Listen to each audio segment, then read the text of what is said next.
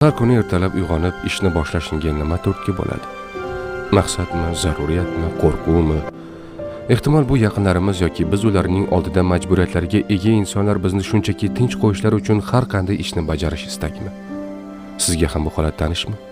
Men hayotda oddiy bir narsani bilaman. Inson doimo unda ayni paytda bori bilan qoniqmaydi.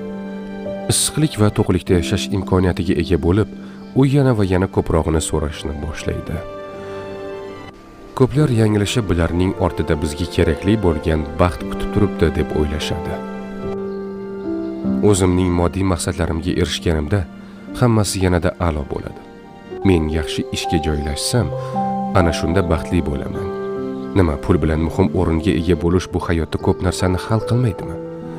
Aksariyat baxtsiz insonlar aynan shunday deb aytadi. Sen bilarmiding, hozirda hattoki eng kambag'al uyda ham topiladigan stul kabi oddiy buyumni sotib olishga